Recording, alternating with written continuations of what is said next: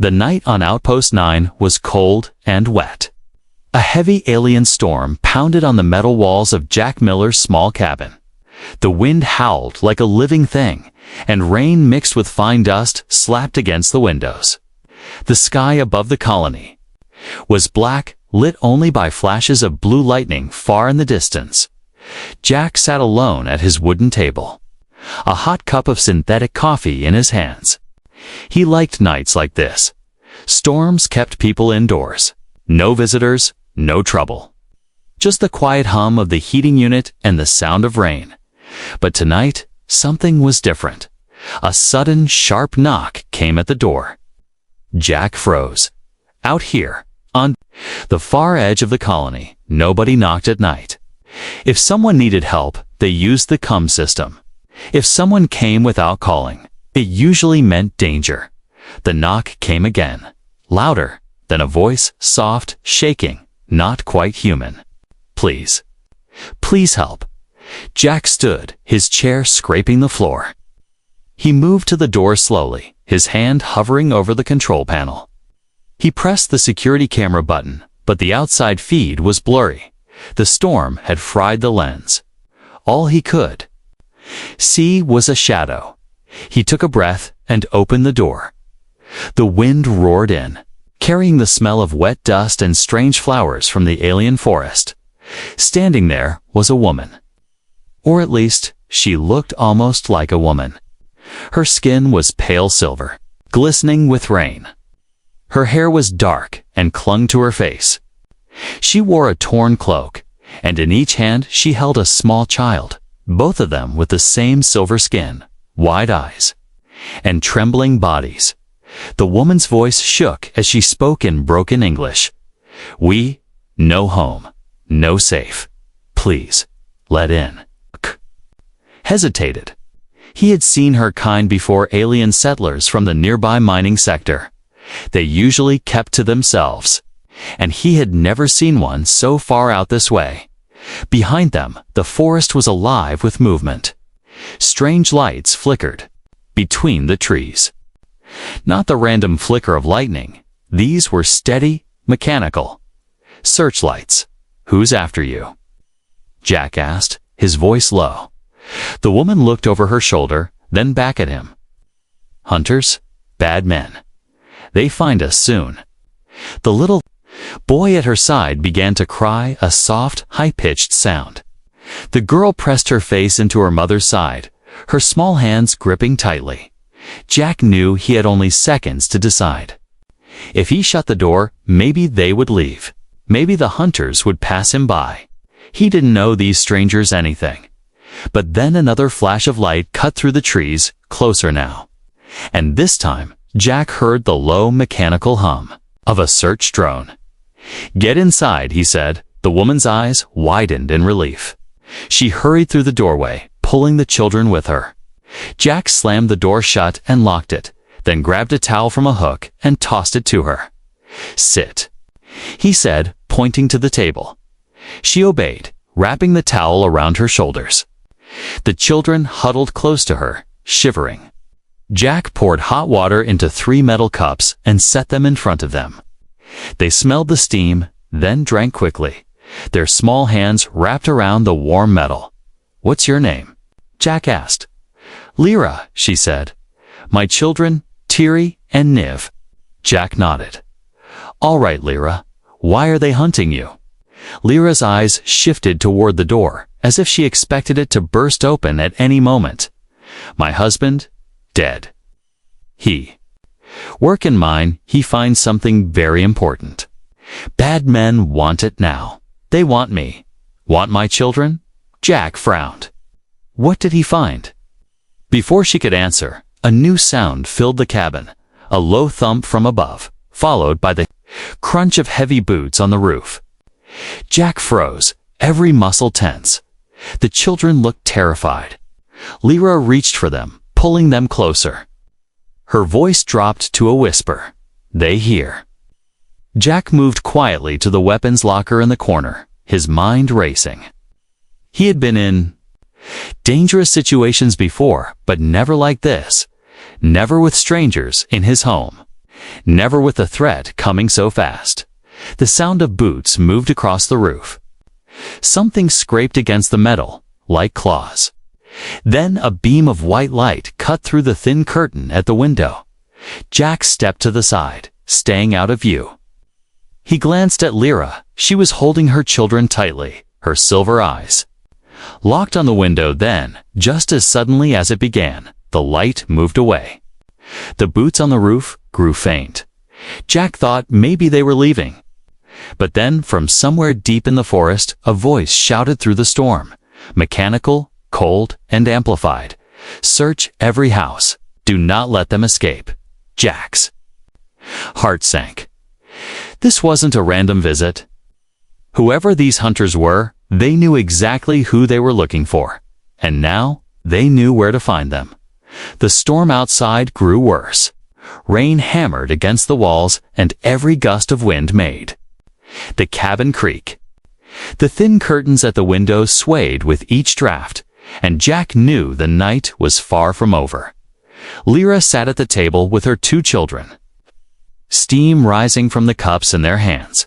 They drank slowly now, as if afraid the warmth would run out. Jack leaned against the wall, watching them. He didn't trust her. Not yet. But he could see the fear in her eyes. It wasn't the kind you could fake. The little boy Niv kept glancing at the door. The girl, Tiri, clutched a small cloth doll, its stitching old and worn. Jack noticed her hands trembling. "Are they humans?" Jack asked. Lyra looked up at him. "No, not human. Work for human company. Maybe, but not like you." That didn't make Jack feel better. On this colony, companies had more power than the government. And if they wanted someone, they didn't stop until they had them. "What exactly did your husband find?" he asked again. Her voice dropped to a whisper. "A stone. But not a stone. Bright, warm. It speak to him in dreams. He hide it before," her voice caught. "Before they kill him." Jack studied her. The way she spoke, the way her eyes darted toward the window, it all told him she was telling the truth. But there was more she wasn't saying. "You brought it with you." Jack's tone was sharp. Lyra's lips tightened. She didn't answer. Jack sighed. "If they think it's here, you've put me in danger too." Before she could reply, the heating unit in the corner flickered. The lights dimmed. For a moment, the cabin was lit only by the dull glow from the stove. Then a sound, faint but clear, came from outside. A low humming, like metal wings cutting through the air. "Search drones." Jack moved to the door and pulled the heavy curtain across it. "They're sweeping the area," he said. Lyra's hands tightened around her children. "They smell the stone. They find us." "You're saying this thing sends a signal?" She shook her head quickly. Not a signal, but it calls. 2 machines, 2 minds." Jack felt a shiver run through him. He didn't believe in alien magic or mind tricks. But the way she said it made him wonder. The hum grew louder, passing over the roof. A beam of pale blue light slid across the walls. As the drone scanned the building, Jack stepped closer to the window, staying hidden in the shadows. Through the gap in the curtain, he saw it, a sleek black drone hovering just beyond the porch. Its lens glowed red, scanning for heat and movement.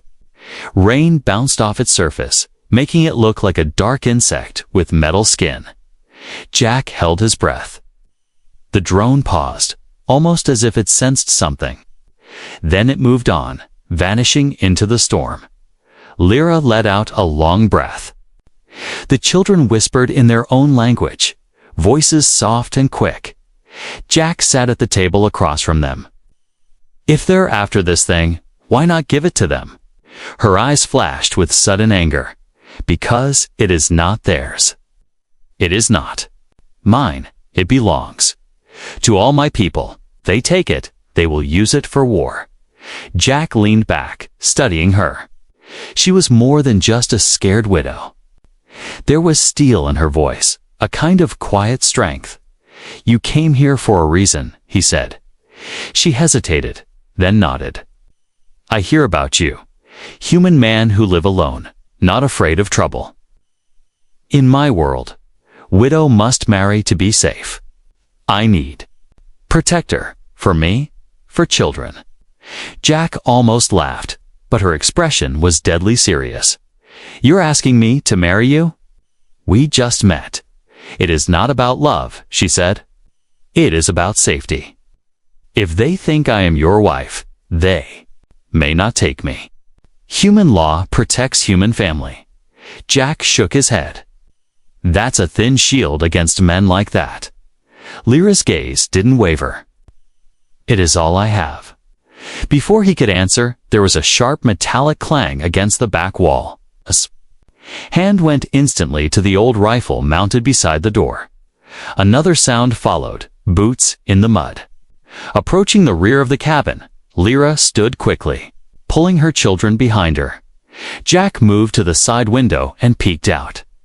In the dim light, he saw them, two figures in dark armor, moving like shadows through the rain. They weren't drones. They were alive and they were armed. One of them lifted a device, a small black sphere, and pressed it against the wall of the cabin. Jack knew that trick, a sonic breacher. It would tear the metal open in seconds. Down, he shouted. The children ducked under the table. Lyra dropped beside them, holding them close. Jack grabbed the rifle, chambered around, and aimed at the wall. The breacher began to glow red. 5 seconds. 4, 3. Jack pulled the trigger. The shot cracked through the night, and the breacher exploded early, sending shards of metal and sparks into the rain. One of the armored figures stumbled back, clutching his arm. The other raised a weapon, firing a bolt of blue energy that scorched the wall beside Jack's head. Jack fired again, forcing them to retreat into the darkness. The storm swallowed the sound of their footsteps died inside. The cabin was silent except for the heavy breathing of everyone in the room. Lyra looked at Jack, her eyes wide. They will not stop. Jack knew she was right. And now, whether he liked it or not, he was part of this. The fire in Jack's small stove burned low, throwing long shadows across the cabin walls. The storm outside was easing, but every so often, a gust of wind would rattle the window frames. Jack sat at the table, his rifle resting beside him. He had reloaded it, just in case. Across from him sat Lyra, her silver skin catching the flicker of firelight. The children were curled up on a blanket in the corner, finally asleep after the chaos. Jack kept his voice low. Those two back there. They were trained. Not miners, not locals. Lyra nodded slowly. Hunters paid by the company. Jack leaned forward. They're company men. They won't quit. You know that? Her hands tightened around the cup she was holding. I know. They sat in silence for a moment. The only sound, the soft crackle of burning wood. Finally, Jack spoke. You could leave at first light. Take the old trade road. It'll get you to the main city. More people there, maybe you'll disappear in the crowd. Lyra shook her head. No, city is worse. Too many eyes, too many ears. They will find us. Jack frowned. Then what? You planning to hide in my cabin forever? Her eyes lifted to meet his. No, I plan to stay as your wife. Jack stared at her, unsure if he'd heard her right. Come again. In my culture, she said carefully, a widow is unprotected. Anyone can take her children. But if she is married, sure as rights. Even with human law, if I am your wife, they will think twice before taking me. Jack almost laughed, but there was nothing funny in her tone. Lady, I don't know you. I don't know your people, your past, or what you're carrying. And marriage isn't exactly a magic shield. She didn't flinch. It is not about love. It is about survival. My husband is gone. My children, they have only me. But I cannot fight them alone. Jack leaned back, folding his arms. And you? Think I can? Yes, she said simply. You are strong. You live far from the city. You are not afraid of trouble. Jack shook his head. Fear's not the problem. The problem is, once I'm involved, they'll come for me too. Lyra's voice softened. They already will. You took us in. You fought them tonight. You are part of this now. Jack didn't like the truth in her words. He glanced at the children. Tears stirred in her sleep, curling closer to her brother. What's so special about this thing your husband found? Jack asked. Lyra's gaze dropped to the floor. It is a key. Old. Very old. My people tell stories of a time before war. Before hunger, this key opens something from that time. Something that could heal the land or destroy it. Jack narrowed his eyes. And you're just carrying this key around? She reached into the folds of her cloak and pulled out a small cloth pouch. From it, she drew the stone. It wasn't like any mineral Jack had ever seen. It glowed faintly, like moonlight trapped inside crystal. Tiny lines ran across its surface, forming patterns that seemed to shift when he looked at them to long. Jack felt an odd pressure in his head, as if the stone was pushing against his thoughts. He shook it off. That thing doesn't look safe. It is not, Lyra agreed. Not for wrong hands. Jack rubbed the back of his neck. And you? Think marrying me somehow makes you and your magic rock safe. Her silver eyes held his. It gives me a protector. Someone they cannot easily remove. Someone who can stand with me when they come. Jack stood and paced the small room. The idea was insane. He'd been alone for years, by choice. Marriage had never crossed his mind, let alone with someone from another world. But the image of those armored men outside and the sound of their weapons kept replaying in his head. You know, he said slowly, if I do this, it means they'll hit harder. They'll send more men. Bigger guns. Yes, she said, without hesitation. You could get me killed. Yes, she said again. Jack turned to look at her. You're not really selling this? I do not sell, she replied. I tell truth, and truth is, if you say no, I will still be hunted, and they will still come here. But I will be alone, and I will die, with my children. Silence filled the room again. Outside, the storm's roar had faded to a soft drizzle. Somewhere in the distance, a drone's low hum carried through the night air before fading away. Jack looked at the stone again. Its glow seemed brighter now, almost pulsing in time with his heartbeat. He let out a slow breath. If I say yes, it's not forever. It's just until this blows over. Until we find another way. Lyra gave a single nod. Yes, until then. I pointed a finger at her. And no secrets. There's more to this stone, or to you. I need to know it now, not later. Her lips curved in the faintest shadow of a smile. Agreed. Jack didn't know why, but he believed her. Maybe. It was the way she spoke. Or maybe it was because deep down, he knew he wouldn't be able to turn her away. He sat back down. All right, Lyra. We'll try it your way. The moment the words left his mouth, a sharp metallic tap sounded against the front window. Jack froze. Slowly, he turned his head toward the sound. A red lens glowed just beyond the glass. They were. Here again, the red lens at the window didn't move. It just stared into the cabin, glowing like a single, unblinking eye. Jack's hand went to his rifle. Lyra pulled her children close, her body blocking them from view. The lens tilted slightly. Scanning the room. Then a second red glow appeared beside it, another drone. Jack's voice was low and hard. They found us. Before anyone could move, the drones let out a sharp burst of sound, a signal. From the forest came the answer. The crunch of boots in wet earth, the clank of metal gear, and the low, steady hum of energy weapons charging. "They are coming," Lyra whispered. Jack's mind raced. The cabin was strong, but not strong enough to hold off a full squad. The front and back doors could be breached in seconds. "How many?" he asked. Lyra's silver eyes darted to the window. "4, maybe 5. But they have machines." Jack cursed under his breath. "Then we can't stay here." He grabbed his pack from under the table, tossing in ammo, a flashlight, and a small med kit. He handed Lyra a thick coat from the wall. "Put this on. We're leaving." The drones outside moved to the side, clearing space.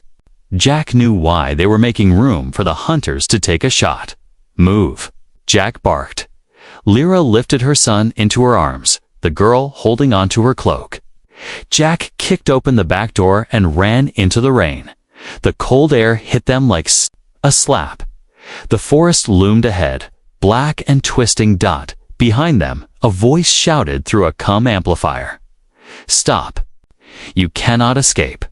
A shot cracked through the air, not a bullet, but a beam of blue light. It hit the ground inches from Jack's feet, turning the mud into a steaming crater. "Faster," he shouted. They ran into the trees. The forest floor was slick, roots and stones hidden under the wet leaves. The children clung to Lyra, her feet silent on the ground, even as she moved quickly. Jack kept looking back. The hunters were closing in, tall figures in dark armor, their helmets glowing faintly in the rain. Each carried a weapon that looked far too advanced for simple mercenaries. One raised his rifle and fired. The blast hit a tree trunk, sending splinters flying. Jack dove behind a boulder, firing a round from his rifle. The shot hit one hunter's shoulder, making him stumble. But the armor was thick. The man kept coming. "They won't stop," Jack yelled. "They never stop," Lyra replied. The drones buzzed overhead, scanning the ground. Their red lights swept over the boulders and tree trunks like hungry eyes. Jack led them toward a narrow path between two cliffs. This way, they squeezed through, mud sliding under their boots. The path was steep and twisting, water rushing down from the storm. One of the hunters fired again, the blast hitting the cliff wall so close that shards of rock rained down on them. The children screamed, but Lyra didn't slow. At the top of the path, the forest opened into a wide clearing. In the center stood an old alien structure, half buried in the earth, its surface covered in glowing lines. Jack stopped for a second, staring. "What the hell is this?" Lyra's breath came fast. "It is a ruin. Older than my people.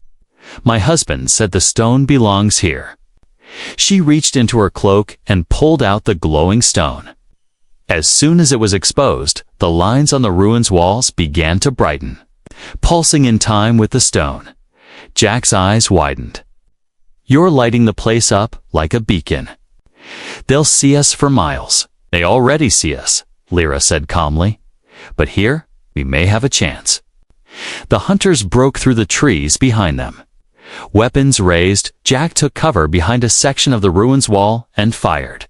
One hunter fell, his armor sparking, but the others spread out, moving in from both sides.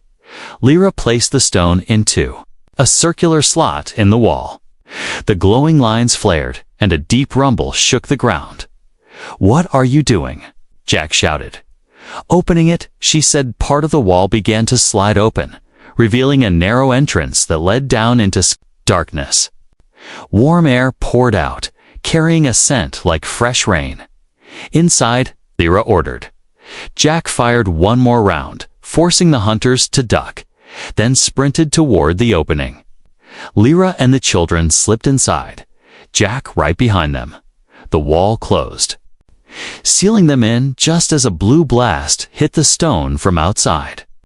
The sound was muffled now, replaced by the deep hum of the ruin itself. They stood in a long, dim corridor, the walls glowing faintly. Strange symbols moved slowly across the surface, like living writing. The children stared in wonder. Jack, breathing hard, kept his rifle ready. "They'll find another way in," he warned. Lyra nodded. "Yes, but not quickly. This place is alive. It will protect us for a time." Jack glanced back toward the sealed wall. Outside, the hunters would be regrouping, calling in more help. And now they were trapped underground with a glowing alien key and no idea what it would open. The corridor was warm and narrow, the walls alive with faint light. Strange symbols shifted like ripples on water, casting pale patterns over Jack's face. He moved quickly, rifle in hand, his boots splashing in shallow water that ran along the stone floor. Lyra followed, her children close against her sides. "Where does this lead?" Jack asked, his voice low. "Down," Lyra replied, "deeper into the heart. My husband said the key will guide the way." Jack glanced at the glowing stone in her hand. Its soft light seemed to pulse, pulling them forward from behind. A dull thud echoed through the corridor. Then another. The hunters had reached the outside wall, and they were trying to break in. "They're coming," Jack warned. "They will come fast," Lyra said. "The ruin will slow them, but not for long." The corridor split into two tunnels. Jack stopped. "Which way?" Closed her eyes, holding the stone out. A faint beam of light shone from it, pointing toward the left tunnel. They moved. The air grew hotter. Strange vents along the walls hissed steam, and the ground shook slightly with each distant boom from above. Suddenly, the tunnel opened into a massive chamber. Jack stopped in his tracks. The space was like nothing he had seen before. A wide circular hall with a floor of black glass. In the center was a raised platform covered in alien carvings. Around the edges, tall spires of crystal reached toward the ceiling, each glowing faintly. The stone in Lyra's hand pulsed faster. "We are close," she said, before Jack could ask close to what. A deep metallic clang rang from one of the side passages. The hunters had found another way in. Jack scanned the shadows. "We have to move, now." Lyra nodded, stepping toward the central platform.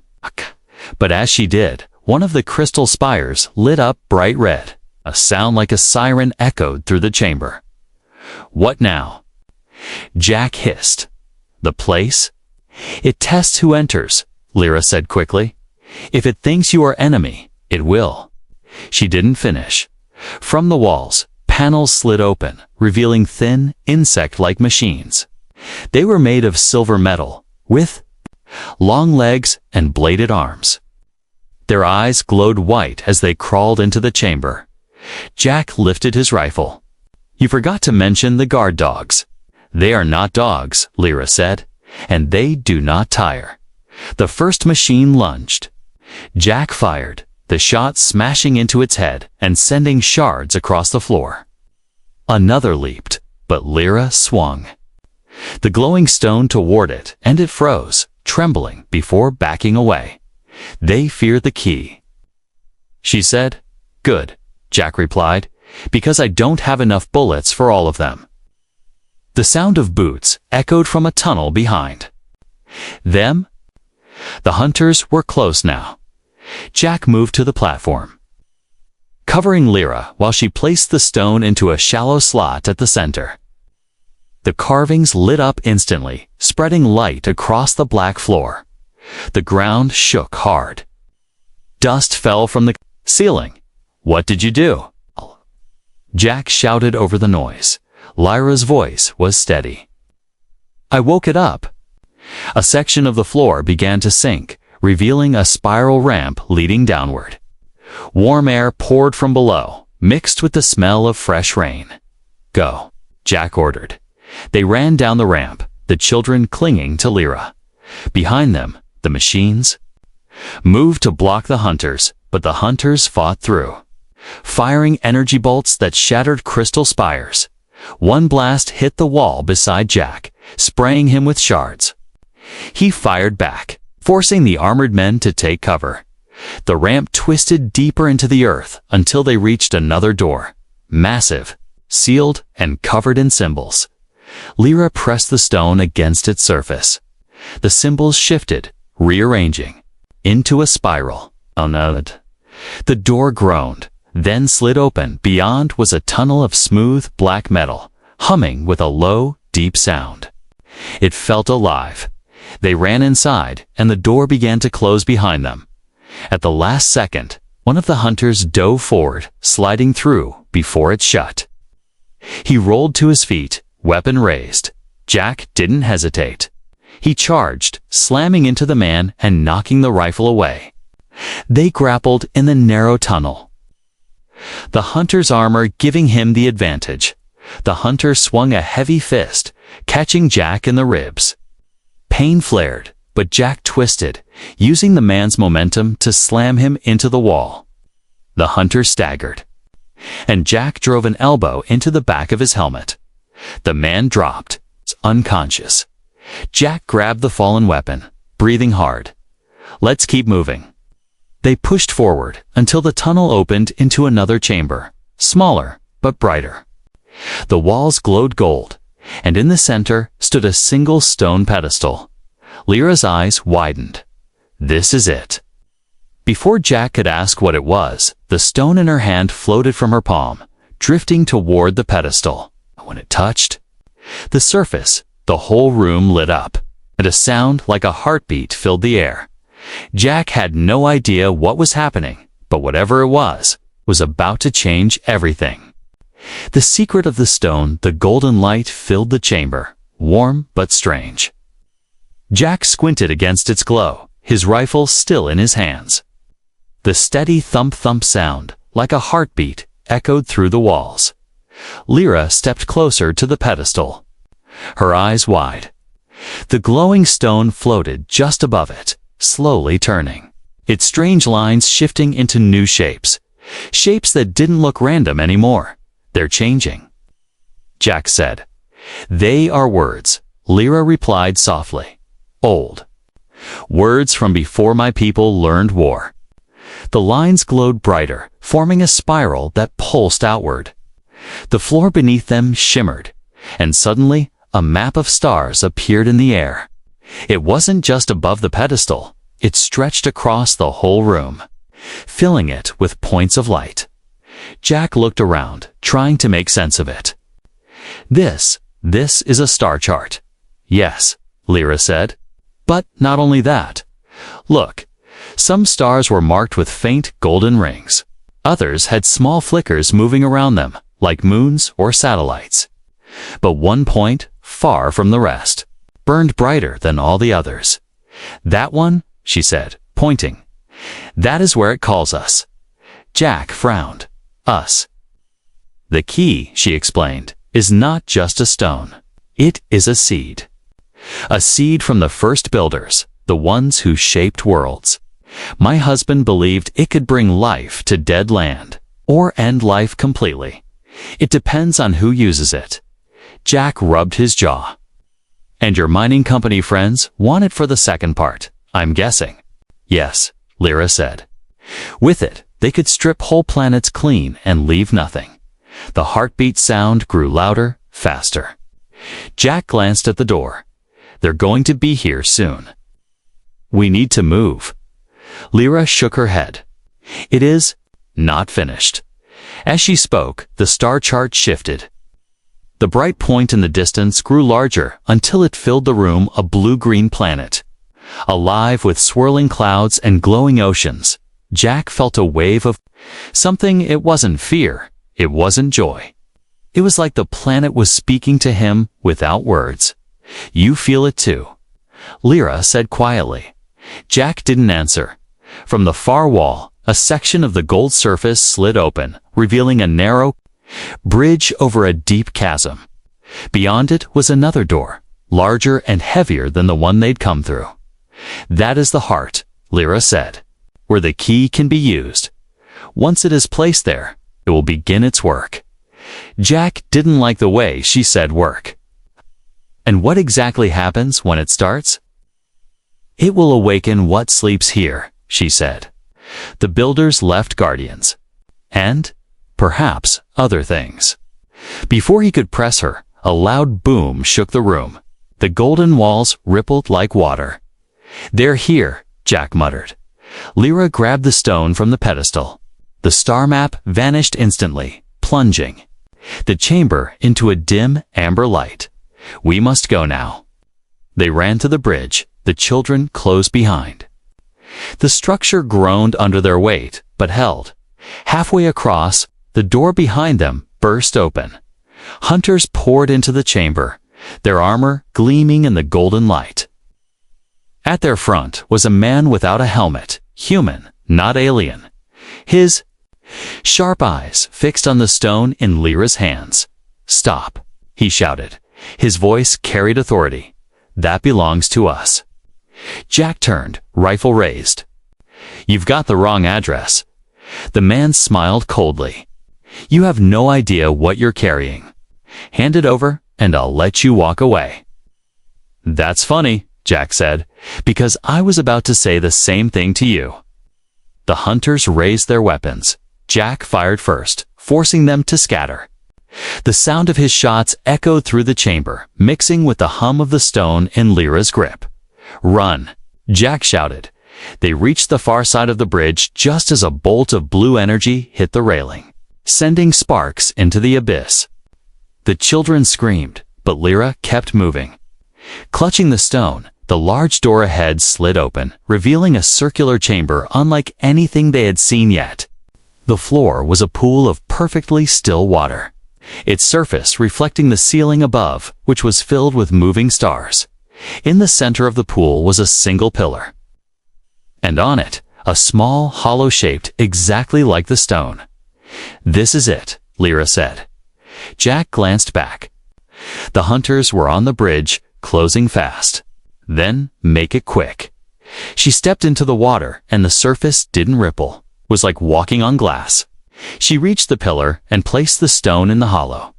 The room exploded with light. The water lit up from beneath, showing shapes moving far below, massive, slow-moving forms that looked alive. The ceiling stars spun faster, aligning into patterns Jack didn't understand. The hum became a roar. The floor shook violently. And a deep voice, not human, not alien, filled the chamber. "Seed accepted. Awakening begins." Jack's eyes widened. "What the hell does that mean?" Lyra turned to him. "It means we cannot go back now." Behind them, the hunters froze, their weapons lowering as the ground under their feet began to shift. Some tried to retreat, but the bridge was already changing, the gold melting, folding in on itself. The door they had come through closed like a giant's jaw. Jack looked at Lyra. "You just trapped us in here with whatever that is." She held his gaze. "Better than letting them have it." The roar grew louder, and the shapes beneath the glowing water rose closer. Jack realized with a cold chill they weren't machines. They were alive, and they were waking up. The chamber shook like the heart of a waking giant. The still water around the pillar rippled for the first time, glowing brighter with every wave. Deep below, massive shapes moved too big to see clearly, but their silhouettes hinted at coiled limbs and eyes like suns. Jack gripped his rifle tighter, scanning the room. The golden light burned in every direction, making the walls seem alive. On the bridge, the hunters had stopped moving. Even the human officer at their front, the one with sharp eyes and a voice like steel, hesitated. His men looked ready to fire. But something about the sound in the chamber held them back. The officer finally spoke, his voice hard but almost wary. "Give me the stone, Lyra. You don't know what you've started." Lyra stood at the pillar, her silver skin gleaming in the light. The stone, now locked into the hollow, pulsed like a beating heart. "You want it to destroy. I want it to heal. That is the difference. You can't control it," the officer snapped. "This thing will not listen to you." When it wakes, it will judge us all, and it will not care about sides. Jack stepped forward, keeping his rifle aimed. Sounds like you're just as scared of it as she is. The officer's eyes flicked to him. You think you can protect her from this? You've seen what's beneath that water. They are not our friends. The deep voice from the chamber echoed again, slow, powerful, and almost curious. Intruders, 2 paths, choose. The light in the room shifted. Above the pillar, the star map reappeared. Only now, 2 routes glowed. One led to the blue-green planet Lyra had shown earlier. The other led to a dark, burning world, its surface cracked and red. Jack stared at it. What the hell is this? It is asking, Lyra said. The seed can bring life. Or death. It wants us to choose now. The officer took a step forward. You put that thing in, you can take it out. Give it to me, and I'll make sure it doesn't wipe us all out. Jack moved to block him. You mean you'll use it for yourself? Better in my hands than hers, the officer said coldly. Jack glanced at Lyra. Her eyes were locked on the glowing image of the living planet. Her children stood behind her, clutching her cloak. In their faces, Jack saw not just fear, but hope. The ground shook harder. A low rumble came from beneath the water, and then one of the shapes broke the surface. It was massive, its head crowned with rings of gold light, its body like living stone. Its eyes burned white, and when it looked at Jack, he felt it see him, not just his face, but every choice he had ever made. The voice came again, deeper now. Life or ruin? Jack realized the truth. They couldn't just run. The ruin had been waiting for this moment for centuries. Someone had to choose, and the choice would echo far beyond this planet. The officer raised his weapon. Step aside, Miller. Jack didn't move. No. The officer's finger tightened on the trigger, but before he could fire, the water surged upward.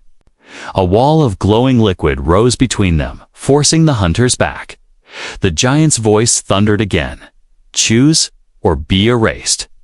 Lyra stepped toward the pillar. Her hands shook, but her voice was steady. I choose life. The moment she spoke, the stone's light flared blindingly bright. The image of the living planet expanded, filling the room. Streams of golden light poured from the pillar into the water, racing outward like veins. Jack shielded his eyes, but in the glare, he saw something: flashes of green fields, oceans alive with light, skies free of war. The officer screamed something Jack couldn't hear over the roar. His men tried to retreat, but the bridge behind them was already dissolving into nothing. The water's glow spread to the walls, to the ceiling, to the air itself.